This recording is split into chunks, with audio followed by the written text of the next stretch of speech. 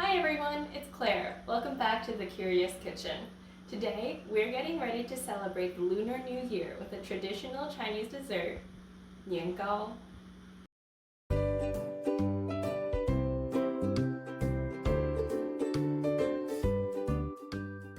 Nian literally translates to year cake, but Nian is also a homonym for a word that means sticky. So this is a sticky cake. It has a texture similar to mochi, but more importantly in the name, Gao cake is also a homonym for tall or high. So eating Nian during the new year symbolizes Nian Nian Gao Sheng, or height, prosperity, promotions in the new year. Now, there are many variations of niangao. People add red bean, they add red dates, nuts, chestnuts, but today we're gonna make a simple version that I grew up eating. So let's get this cooking and then we'll talk about the science. All we're working with today is glutinous rice flour, brown sugar, and water.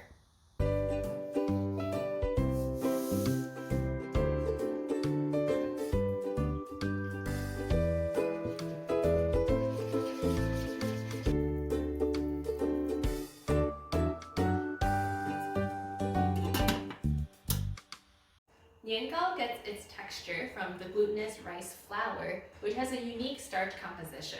So let's talk about starch. So starch is a carbohydrate, which means it's made from sugars, specifically glucose.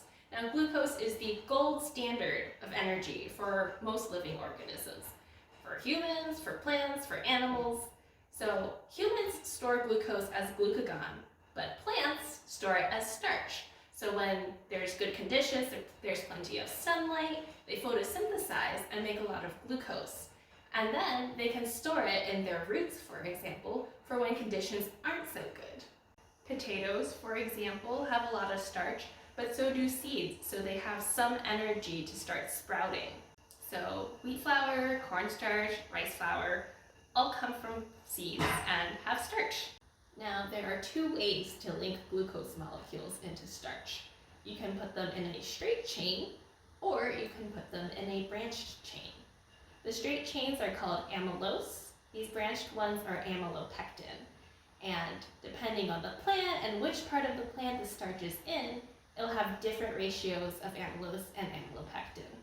Because they have different structures, they result in different textures, and we can see this pretty clearly in rice. So if you think about jasmine rice, after you cook it, the grains remain pretty separate. So jasmine rice has a higher amylose ratio. Now on the other end of the spectrum, we have sticky rice or glutinous rice. So after you cook that, the grains stick to each other, they stick to your hands, they stick to the bowl. That rice has a higher ratio of amylopectin. And in the middle, we have the type of rice you get from like a Chinese takeaway. It has a medium amount of amylopectin and it's kind of sticky. The grains stick to each other, but it's not as sticky as sticky rice. But no matter what kind of starch you're working with, they all thicken liquids. So starch is packaged into granules in a plant. So it's like layer upon layer upon layer of starch, like an onion. Now, starch is made of sugars, which remember really like water. But since starch is compacted so tightly, the starch molecules can't really reach water unless it's hot. So when we cook starch in hot water, the granules start to absorb water and swell. And as they swell, it gets harder for them to kind of move around and our liquid begins to thicken. If we heat these granules further to their specific gelation temperature, they'll actually kind of burst and release their starch molecules into the liquid. And these large molecules further help to make things even thicker.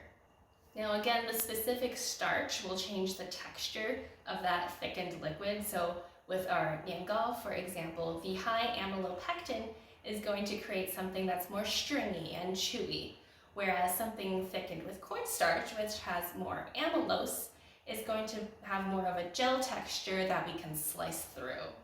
Now, after our niangao is cooked, we're going to let it cool. And during this time, our starch molecules are actually going to try to form a crystal again, like they were in their granule. Now, They cannot become as compact as they used to be in the granule, but they can try. Amylose, because it comes in these long chains, can draw close together, and this is what causes hardening and staling in our baked goods. Amylopectin, on the other hand, has a harder time with this because of its structure. In order to get our nian to a point where it's hard enough to slice, we're going to put it in the refrigerator. Then after that, we can slice it, we'll fry it, which makes it delicious. But the heat also kind of melts the starch molecules a little bit, which will soften the texture again. All right, it's the next day. Our nian is cold from the fridge, and we're going to get ready to eat some.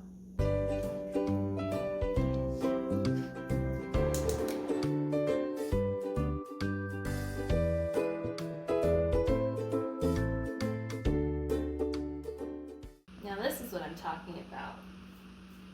It's crisp on the outside and soft and chewy on the inside. Thanks for watching. 新年快乐!